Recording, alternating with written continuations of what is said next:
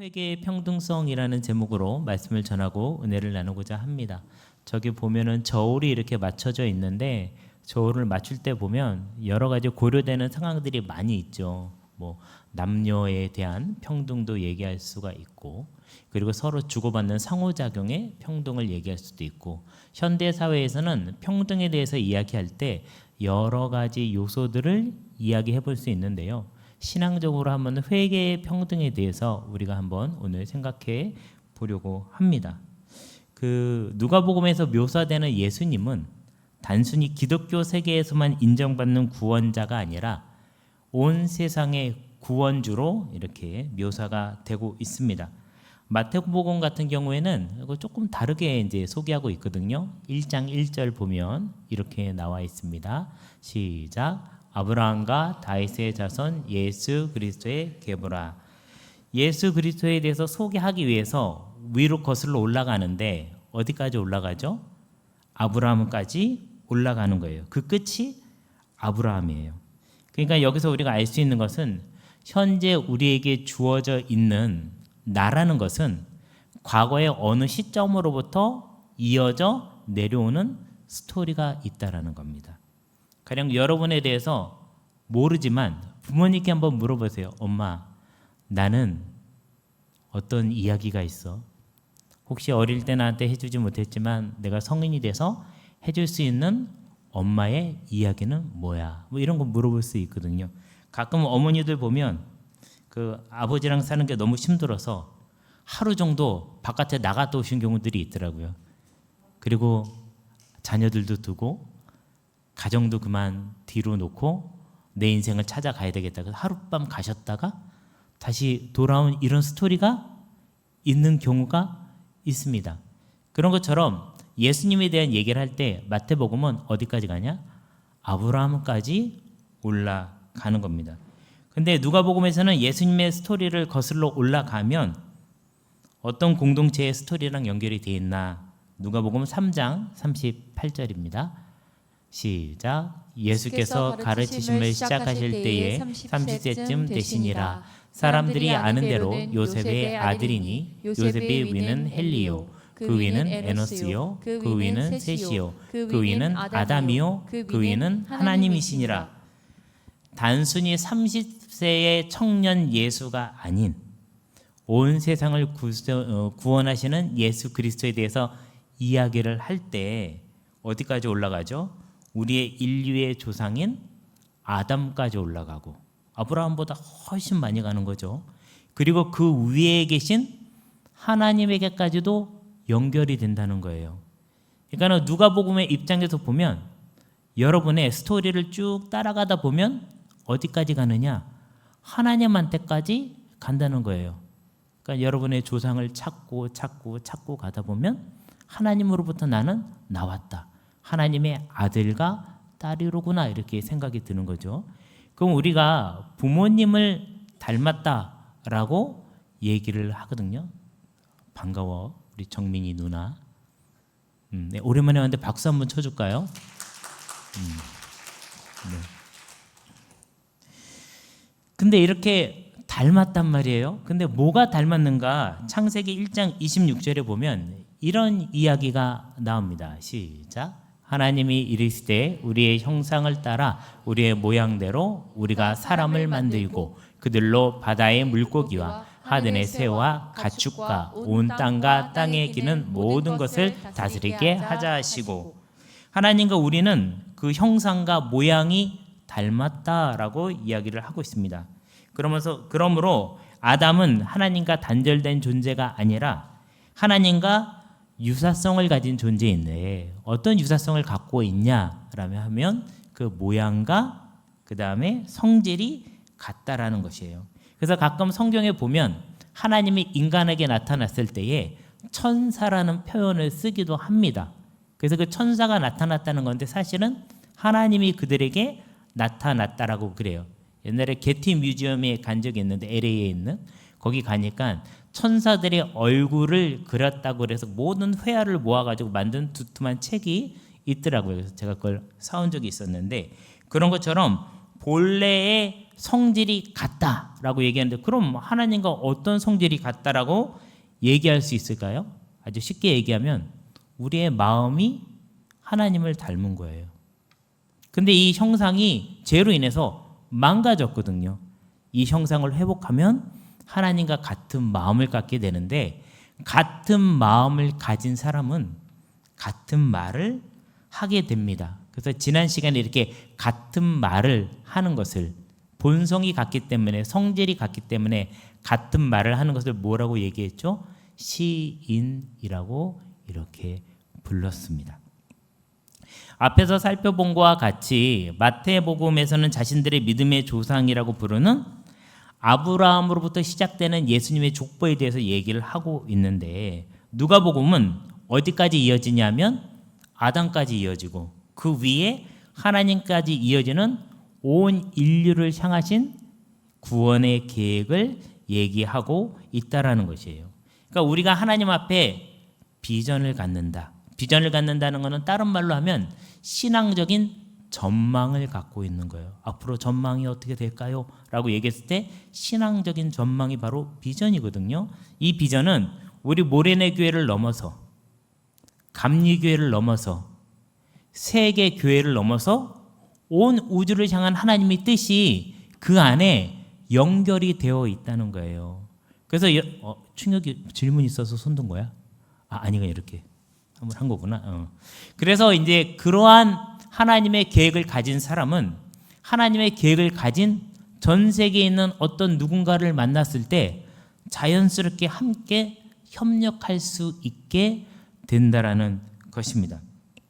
그래서 오늘은 이 나의 모습, 현재의 나의 모습을 보면 열매가 없을 수도 있지만 그리고 실패하고 낙심하여 있을지 모르지만 하나님이 베풀어 주시는 신앙적인 전망 안에서 어떠한 계획을 갖고 계신지 한번 이렇게 좀 비판적으로 한번 살펴보자라는 얘기죠. 그래서 회개의 평등성이라는 제목으로 제가 은혜를 나눠보고자 합니다. 첫째로 같이 읽겠습니다. 회개는 현실을 파악하고 해석하는 신앙적 행동이다. 회개가 이렇게 돌아오는 유턴 사인과 같이 있죠. 내가 출발해서 다시 돌아올 수 있는 거리가 무엇인지를 찾아내는 것입니다. 갔다가 돌아와야 돼요. 가끔 자전거 타고 아주 멀리 갔다가 돌아올 땐 힘이 없어가지고 이제 택시 불러가지고 타고 오는 사람, 버스를 타고 오는 사람 여러 종류가 있거든요. 그래서 내가 어디까지 갔다가 다시 돌아올 수 있는가 발견하는 것이 회개인데요. 이게 아주 현실적으로 파악하고 해석하는 신앙적 행동이 그 안에 포함되어 있는 것입니다. 우리가 현실을 파악하는 여러 가지 방법이 있는데요. 그 중에 하나가 뉴스를 보거나 신문을 읽는 행위입니다. 주변에 지인들이 있는데 그 지인들한테 나름대로 노하우를 물어보는 방법도 있어요. 이거는 어떻게 하는 겁니까? 대학생활은 어떻게 하는 겁니까? 직장에서는 어떻게 행동해야 됩니까? 또는 이 직장에 가고 싶은데 어떤 걸 준비해야 됩니까? 나 공무원이 되고 싶은데 어떤 과목을 공부해야 됩니까? 이런 것들을 물어볼 수가 있거든요. 근데 이런 주변 일들을 파악하게 됐을 때에 우리는 이 신앙과 나의 신앙과 어떤 연관관계가 있는가를 해석하고 있는 거예요. 내가 어떤 기억을 한다는 것은 이 기억 자체에 이미 나의 해석 과정이 포함되어 있습니다. 그래서 기억은 굉장히 객관적이지 않아요. 이미 나의 판단과 해석이 그 안에 포함되어 있습니다. 그래서 이렇게 신앙적으로 이것을 해석하는 과정이 회개라고 볼 수가 있는데 이 해석하는 이 과정, 그래서 이 과제에 대해서 예수님이 얘기하고 계십니다. 13장 1절에서 3절까지입니다. 시작. 그때 마치 두어 사람이 와서 빌라도가 어떤 갈릴리 사람들의 피를 그들의 제물에 섞은 일로 예수께 아뢰니 대답하여 이르시되 너희는 이 갈릴리 사람들이 이같이 해 받음으로 다른 모든 갈릴리 사람보다 죄가 더 있는 줄 아느냐. 너희에게 이르노니 아니라 너희도 만일 회개하지 아니하면 다 이와 같이 망하리라. 상당히 비유적인 설명이 나오는데요. 사람들의 피를 제물에 섞었다라는 이런 말이 나오는데 실제로 이렇게 피를 섞었다라는 의미가 아니라 사람들이 제물을 드린다라는 건 뭐죠? 하나님께 제사를 드리고 있다는 말이고 지금 우리말로 따지면 예배를 드리고 있다는 뜻이에요. 예배를 드리다가 빌라도에 의해서 죽임을 당했다는 겁니다. 자, 여러분 예배를 드리는 것은 누구를 위한 일이죠? 나를 위한 일이기도 하지만 하나님을 위한 일이죠. 하나님을 위한 일을 하는데 내가 어려움을 당해요. 이거 참 이해하기 어렵겠죠. 교회에 오려고 차를 몰고 나왔는데 교통사고를 당했어요.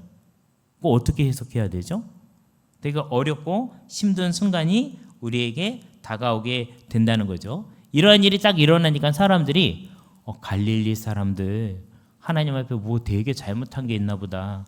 그렇지 않고서 어떻게 하나님 앞에 예배를 드리다가 죽어? 이렇게 물어보는 겁니다.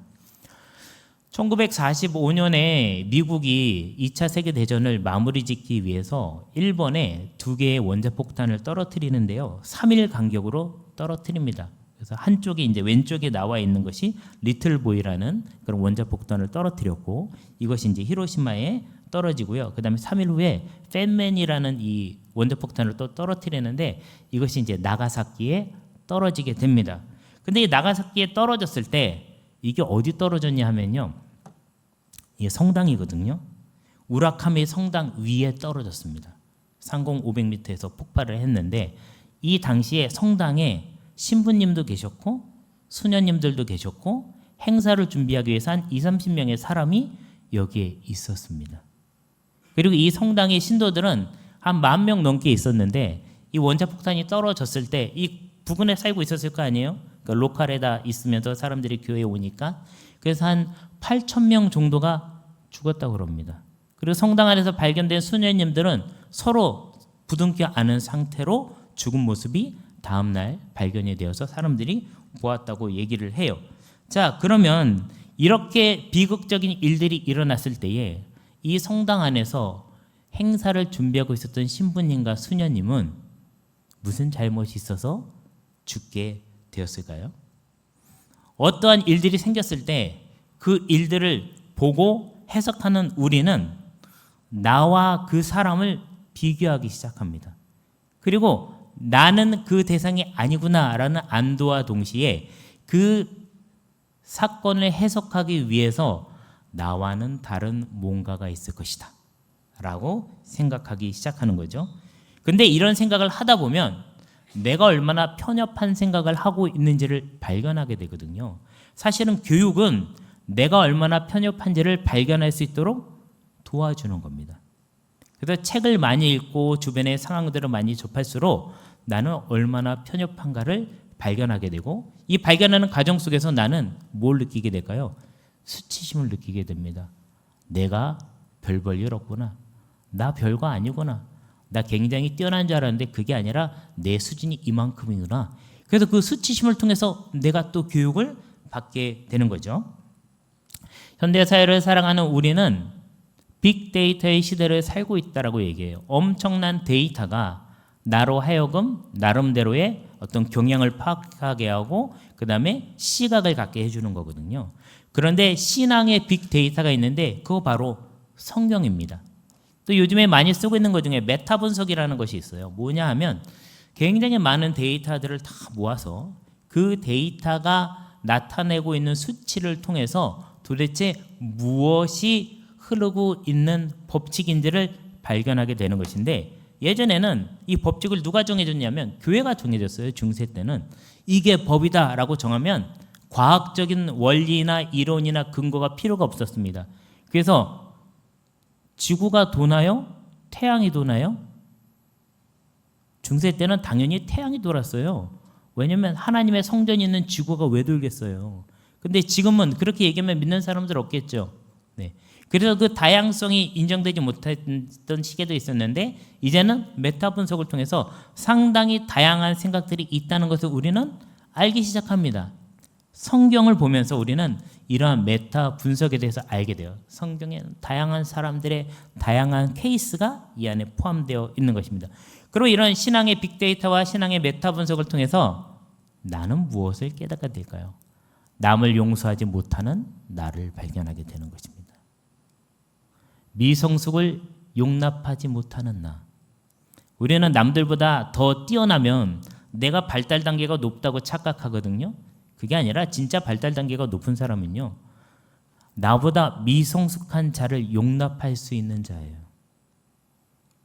그리고 여전히 다른 사람의 죄와 나의 죄를 비교하는 나를 발견하게 됩니다. 결국은 넓어지면 넓어질수록 점점 부족하고 편협하고 용납하지 못하고 비교하고 있는 나 자신을 발견하게 되는 것입니다. 그래서 우리가 소그룹으로 모일 때, 속회로 모일 때, 셀로 모일 때 해야 될 것은 무엇이냐면 끊임없이 상대방은 이 신앙적인 사건에 대해서 어떻게 느꼈는지를 꼭 들으시고, 학교에서 뭐가 재밌었는지 듣는 것보다 더 중요한 거, 이 사람은 이 말씀에 대해서 어떤 생각을 갖고 있는지 듣고 나랑 한번 견주어 보고, 그리고 이 과정에서 나의 생각을 넓히시는 일을 끊임없이 해야 됩니다. 그 넓히는 과정에서 나는 수치심을 느끼기도 하고, 저 사람인보다 내가 좀 낫다고 생각하는데, 우리 다 그런 마음 있잖아요. 마음속에 내가 저 사람보다 조금 낫지. 근데 보다 보니까 이 부분이 나보다 더 뛰어나요. 배울 수 있어야 됩니다. 그리고 계속 내 생각을 재구성하는 일을 끊임없이 해야 돼요. 쉬운 말로 하면 업데이트를 하는 거죠. 자, 그러면은 앞에 배운 내용들의 요약을 보면, 회개는 주변에서 일어나는 일에 대한 기술과 해석의 과정이다. 기술은 뭐죠? 풀어서 쓰는 거예요. 그 일어난 일을 한번 내 말로 옮겨보는 거죠. 그러면서 한번 신앙적인 해석을 하는 것이 회개의 과정입니다. 둘째, 시작. 회개는 타당하지 않은 것을 바꾸는 일이다. 예수님은 지금 나름대로 비판적인 시각을 가진 두어 사람이 찾아와서 그 사람들과 대화를 나누고 계시거든요. 그 당시에 그 이슈가 되고 있었던 어떤 일을 이제 물어보게 되는데, 그것에 대해서 또 논란의 한 사건을 예수님이 언급해 줍니다. 그러니까 우리는 처음 듣는 일인데 그 당시에는 사람들 사이에 막 회자되고 있는 이야기였던 거예요. 13장 4절의 말씀입니다. 시작. 또 실로암에서 망대가 무너져 채워 죽은 18사람이 예루살렘에 거한 다른 모든 사람보다 제가 더 있는 줄 아느냐. 고대의 성들은 군사적인 목적으로 지어졌습니다. 외적으로부터 보호를 받기 위해서 성을 지었고요. 이렇게 성을 보호하다 보니까 성이 포위될 때가 많이 있었습니다. 그럼 포위됐을 때는 뭐가 필요할까요? 물과 식량이 필요하겠죠. 그래서 이 성에, 예루살렘 성에 물이 들어오는 수로가 있었고, 이 물을 저장해 놓는 저수지가 있었는데, 그게 바로 실로암이라는 연못이에요. 이 실로암은 물론 종교적인 의미로 정결의식에 사용되는, 사람들이 들어갈 수 있는 낮게 만들어진 곳도 있었지만, 원래의 목적은 물을 많이 저장하기 위해서 만들어진 저수지가 바로 실로암이라는 것이에요. 근데 여기엔 또 뭐가 있었냐면, 적이 쳐들어올 때 보기 위해서 관측탑이 서 있었는데, 관측탑, 이게 바로 실로암 망대라는 거예요. 근데 이때 이 수로 공사를 하기 위해서 빌라도가 그 공사를 진행합니다. 그리고 공사에 참여했던 사람들에게 임금으로 이렇게 돈을 줬는데, 그 돈이 어디서 난 돈이냐면 빌라도가 성전에서 뺏어온 돈이에요. 그러니까 사람들은 성전에 바쳐진 돈이니까 그 돈은 하나님의 거라고 생각하고 있어요. 그리고 그 돈으로 임금을 받은 사람, 그러니까 노동력을 제공하고 거기에 대한 일당을 받았겠죠. 이 사람들은 그거를 성전에 다시 돌려줘야 된다는 막연한 생각을 갖고 있었는데, 하필 이 사람들이 공사를 하다가 그 망대가 무너져서 18명이 깔려 죽습니다. 사람들은 어떤 생각을 하냐면, 성전에서 뺏은 돈으로 일당을 받으니까 그 돈이 저주가 돼서 이 사람들은 죽었구나 라는 생각이 쫙 퍼져 있는 거예요. 그래서 앞에서 얘기했을 때 죄는 하나님의 뜻대로 살지 않는 죄라고 하면, 지금 이 실로암 망대가 무너져서 죽은 사람들의 죄를 얘기할 때 그 죄는 하나님한테 빚진 죄라는 표현이 있어요. 채무라는 뜻. 하나님께 당연히 줘야 되는데 주지 않은 것 때문에 일어난 일이라는 표현이 있는 것입니다. 그래서 예수님은 이런 표현을 하고 계시거든요. 어떤 표현이냐면 같이 읽겠습니다. 시작. 너희에게 이르노니 아니라 너희도 만일 회개하지 아니하면 다 이와 같이 망하리라.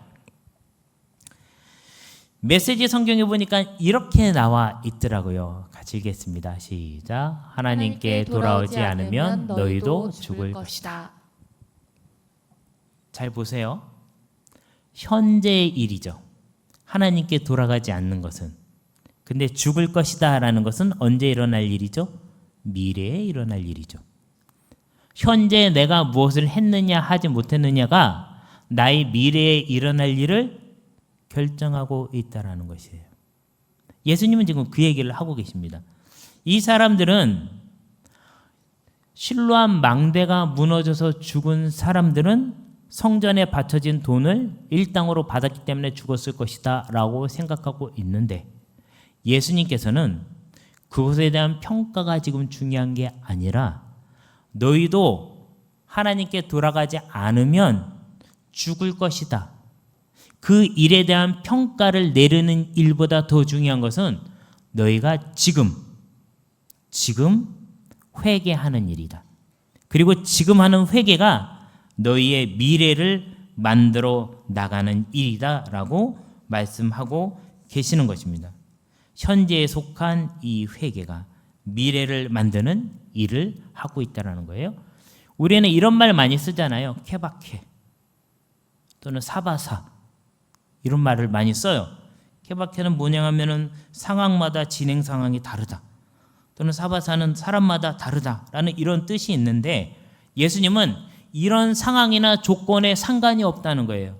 어떤 사람들은 하나님의 말씀대로 살지 못해서 죽었다라고 생각하고 어떤 사람들은 하나님께 바쳐진 돈을 자기들이 일당으로 받아서 죽었다라고 생각하지만 이 상황과 상관없이 너희들이 해야 되는 일은 이것이 바깥에서 일어났고 나랑은 상관없는 일이라고 생각하는 것이 아니라 이 일을 보고 내가 회개할 게 무엇인지를 발견해야 되는 것이고 실제로 회개를 지금 해야지 미래에 일어날 일에 대해서 대비할 수 있다라고 얘기하시는 거예요. 상황은 다르고 조건은 다른데 예수님은 규범적인 이야기를 한 가지를 툭 던져주시는 겁니다. 상황을 기술했죠? 상황에 대해서 사람들이 해석을 했죠? 근데 예수님은 그 기술과 해석보다 더 강력한 규범에 대해서 말씀해 주시는데 이 규범은 어디서부터 나옵니까? 하나님의 말씀으로부터 나오고 있다라는 거예요. 그러니까 그 비판적인 시각으로 일어나는 일에 대해서 나에게 회개를 적용하지 않으면 나의 미래는 똑같이 망할 수도 있다라고 말씀하시고 계시는 것입니다.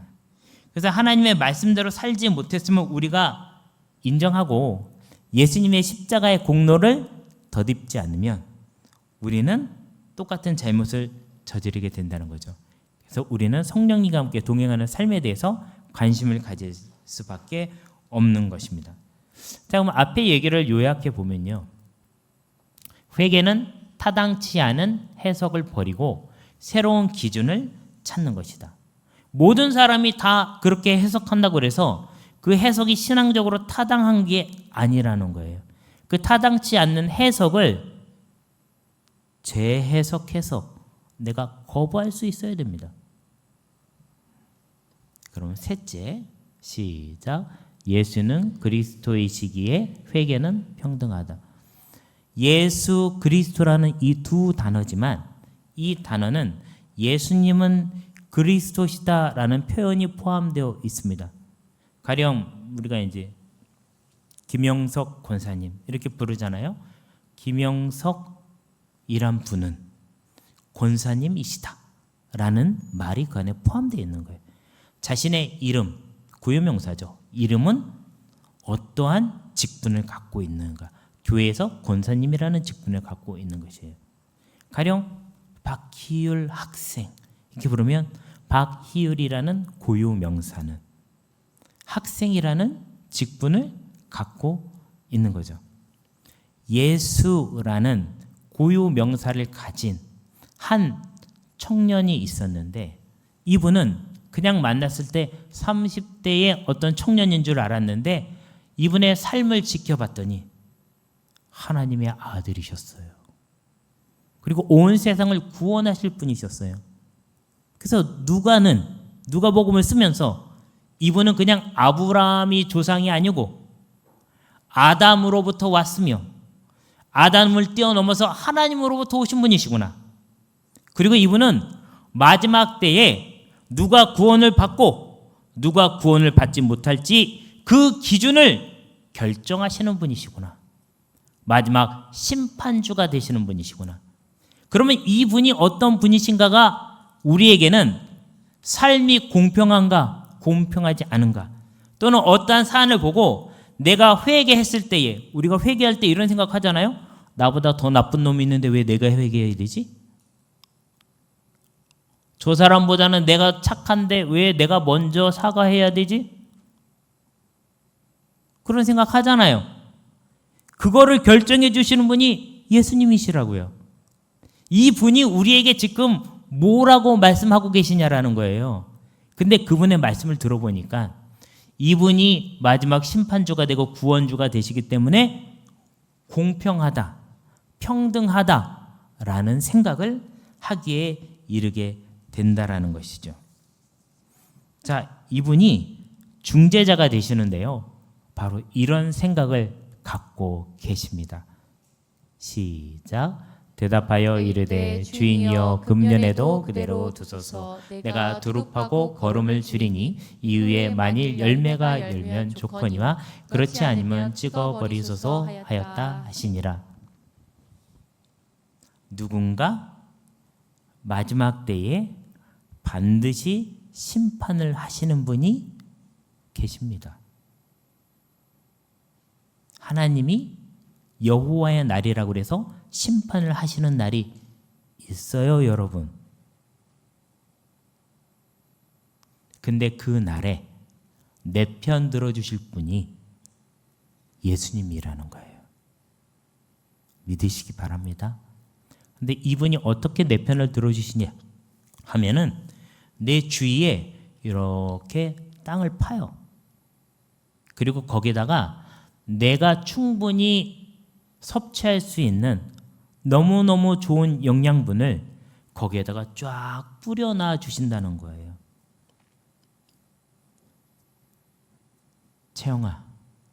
채영이는 어떤 영양분이 있으면 좋겠니?